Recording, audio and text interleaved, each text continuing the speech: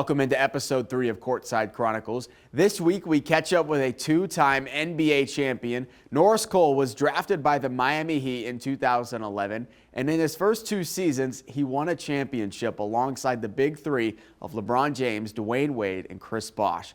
After 6 seasons in the NBA, that also included stops in New Orleans and Oklahoma City, Cole is now the interim head girls basketball coach at Trinity High School in Camp Hill, Pennsylvania. We talk about his first season in coaching and his playing experience in the NBA on this week's episode.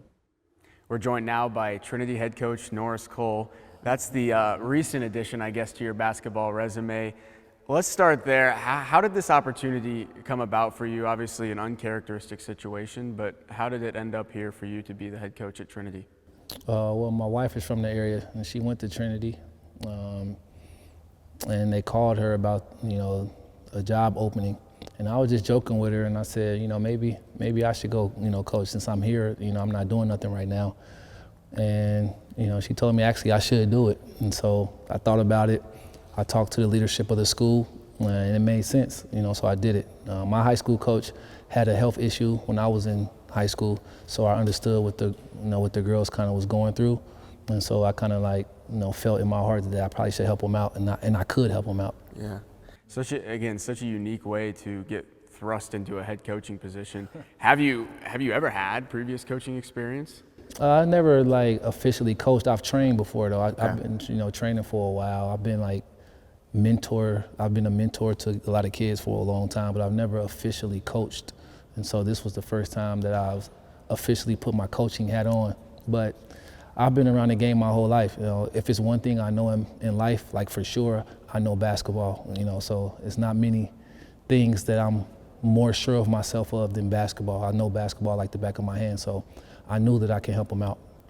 What was the wife's reaction when you did say, "Hey, should I step in"? Was she a bit shocked when you said that, or was it, No, it was just normal. No, it was just normal conversation. Now I ain't gonna be telling you what I talked to my wife about. But, I get that. Yeah, but it was just normal conversation, and we talked about it. And when your wife give you good advice, you kind of listen. And I thought about it, and I made a decision, and I'm happy that I made that decision because I've been enjoying it. Yeah. And I think that the girls are really special, and so I think I made the right decision. Well, let's talk about the team a little bit. You're only, I think, about 2 months, if I'm not mistaken, into the job. What were the initial weeks and months like? Because I know a lot of them played soccer. So what were the initial months like to get situated and start learning about them? Well, I asked around. Obviously, my wife, she coaches, and I asked around the area about, the girls and the success they had in the past. So I wanted to know what they were used to. And then secondly, once I met the team, I just was myself. I only know how to be myself. I can't be nobody else. So I was just myself, and I was honest with them, what the expectation is. And then when the girls from soccer, they wasn't with us at first. So we went and we watched their soccer games, and we supported them until they were done.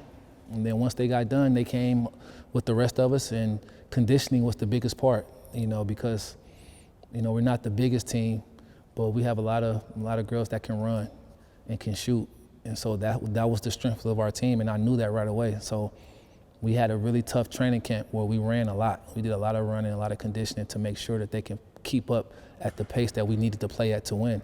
And they took on the challenge, they embraced it, and now they're kind of, benefiting from that labor. What have they taught you in the first couple of months? Because you go right into training camp, you condition them. You're pushing them to the limit. What have you learned about your team's toughness and grit so far? Just that. I learned that they are tough, because the running that we did was not easy. Some of the things that they did are the things that I do still as a player. They didn't know that, but I had them doing the same things that I kind of do, and they got through it. And that let me know right there that they have a chance to be special, because most people, when you try to train kind of like a pro, most people quit or they cop out, get hurt, and don't come back. But the girls never complained. They didn't stop. And I told them that if they do it, they can have a special year, and they believe me. And I'm glad that they believe me. And now that they're playing, they can feel the results when they play against other players, like they're in a different mode. And so, that was my goal, to put them in position and then let them do the rest. Right. You said basketball is your life, and it's always been your life. What have you learned so far about yourself as a coach? I learned that coaching girls kind of make me soft a little bit because I'm not the, I'm normally like a quiet, intense guy, especially when I deal with other males. Like I'm not the I'm always respectful and nice, but like I give guys a hard time because I think that they have to be leaders. I think that they got to lead families. But with girls, you can't lead that way. You got to be a little nicer. You got to massage the message differently. So working with girls made me like a little bit as an athlete because I'm like a savage athlete. They make me have to like bring it down a little bit so they can understand it because you can't act like that with females. So they help me with my communication process. That's yeah, awesome. because I don't normally laugh and joke when I'm working. Okay. Like when it's just me working or I'm on other teams, like I don't let people laugh and joke around me. But with them, we have to laugh and joke because we working so hard. And you know, they're girls, they're young girls, they're in high school, they want to have fun. And so why not let them have fun? Let's have fun. As long as we working hard, you know, we can have all the fun. I tell them we can have all the fun we want. Just when it's time to work, let's work. And they've done a great job of like balancing that. Right. I asked both of the players, and I'll ask you now, that last little part of practice that I got to catch, I mean, that is the perfect example of how teams build camaraderie, and it's how players become a player-led team. Camaraderie. Shout out the word. Why do you do that? And is that something that you maybe learned in your earlier basketball days of how to build a team bond? Well, most of the conditioning and most of the work and stuff that we've done is a little bit more old school. But as a player, you always want your voice to be heard. And I never wanted to feel like they don't have a voice. Like, I'm not playing. It's not really about me. I've had my career already. It's about them. And so that's their chance to express themselves. And it lets me know if they're getting it or not. And it also helps them to be comfortable around each other, because in order for us to accomplish some of our goals, we have to be comfortable with one another. And the only way to do that is to communicate with each other face to face. And so it gives them a voice. It gives them a chance to express how they feel, what they see, because I don't want it to be all about me. I don't want to do all the talking. I want them to have a great high school experience and a good basketball experience. Yeah. I do want to ask a little bit about your career and background. Obviously a two-time champion with the Heat. What do you feel like was most beneficial during your career that is now applying to coaching? Now I see why. I never understood why coaches like stress out and worry about stuff. I used to be like, coach, like relax, like it's gonna be all right. But now I kind of see why they were like that, you know. But I think the biggest thing is the repetition, and that's what I tell the girls. Like, don't think too much. Don't overthink. Like, we're going to practice good habits, and once you practice good habits and they become reflex, just go play. And that's the biggest thing. Like, we're going to practice the right way. In practice, I'm going to get on them about the details, but the game is play day. Go out there and have fun and play. And I think that helps them to just relax. You know, I don't want them to be uptight, because it's hard to play. I'm a player, so I know it's hard to play basketball uptight, looking over at the coach. That's kind of hard to do. But when you have the freedom and the trust, you know, you can make special plays. And so I think that's kind of the biggest thing I've taken as a player to the coach. Like, put the work in practice, but on game day, let the girls go out there and be themselves. Yeah. You played for one of the best coaches of all time, Eric Spoelstra. Have you, I guess, thought of any of the experiences you've had with him or how he coached you guys with the Heat and then applied it to now? Yeah, it's a lot of Heat. It's a lot of Heat Nation going on in Trinity right now. It's a lot of Heat culture going on right now. You know, playing style, some of the language that we use, some of the personalities, having fun, being together. Like, one thing in Miami, we worked really hard, but we also had a good time. And that's what we do here. We work really, really hard, but we also have a good time together. Yeah. I wouldn't forgive myself if I didn't ask about one of the greatest shots in NBA history. Oh. You have quite the reaction to it. I think you're jumping about as high as anybody on the floor, on the bench. What do you remember, and walk us through that moment for you watching Ray Allen bury the corner three? I mean, it was special. I mean, I knew he was gonna make it, you know. And as a player, you always want the other guys to believe in you. When I'm on the court, I want my guys who are on the bench to be believing in me. And so when I'm on the bench, I'm believing in my guys, you know, bringing that positive energy. And we talk about that on this team too, making sure that the people who are not in the game, make sure they clapping up, keeping that energy, because it transfers over. And so, yeah, that was a big shot, man. And, you know, as a young guy, I was happy, you know, because I'm a team player. So anytime my team win, I'm happy. When did you guys realize, I guess, how big of a shot that was? Obviously, that was game 6, so you had to win one more. Was there a time when you were able to look back with Ray and the rest of the team and realize that was one of the greatest shots ever? Well, we knew it was one of the biggest shots ever, but it got bigger once we won Game 7. Like, we had to win Game 7 for us to stamp it, because if we would have lost Game 7, it wouldn't have meant as much. And so, yeah, we knew it was a big shot, but once we won Game 7, it kind of stamped it. Like, this might be the single greatest shot ever, you know, so. Yeah, shout out to Ray. Appreciate you. Still, I think top 2 right there with Steph. You look at another player in LeBron James that you played with, you know, you have a lot of great moments with him as well. When you look back at the time with him and obviously Dwayne Wade as well, what do you think that you benefited from and learned from them playing alongside? Yeah, and CB, don't forget. CB, man, about CB too. I think I just learned how to conduct myself as a pro. You know, they were the ultimate pros. They carried themselves that way as a pro, and I learned how to prepare my mind and my body to compete at the highest level from, you know, learning from watching, being around those guys. So I learned the preparation that's needed and the focus that's needed to play this game at a high level. So yeah, that's what I learned the most. And then obviously, you know, the team bonding that we had, you know, I learned about, you know, how a team functions, how every personality matters, and how you can bring it all together. And so, you know, I learned so many lessons, but the biggest thing was how to conduct myself as a professional and how to prepare a team and prepare individually, you know, for big leverage, high leverage moments. Absolutely. I gotta ask, not sure if I've heard you say it, but do you have a GOAT? And who is it? Michael Jordan's the best player Okay. ever. That's what you asked. That's what I'm asking. I didn't know nah. if you give any favor to your teammate. Yeah, Is I mean, LeBron too? LeBron's the best of this generation. Okay. Yeah. I think that's fair. LeBron's MJ's the best- gone on record so many LeBron's the best times. of this generation for sure. But Said you it's know, hard Mike, to compare eras, It right? is, but Mike is the GOAT though. Okay. I mean, that's clear. I love it. I love it. The last thing I want to talk a little bit about, you're still involved quite a bit in the NBA. You know, I hear you talking about it a little bit, watching it a little bit. I want to ask about this year's Oklahoma City Thunder. You know, you played for them, I believe, was it one season? Yep. It's a historic franchise now that they've added a chip and that they're on pursuit of potentially something great. Do you think they have a shot at breaking the Warriors' 73-win record this year? I think it's too early Okay. to talk about that. There's so many more games left. There's so many other things that can happen.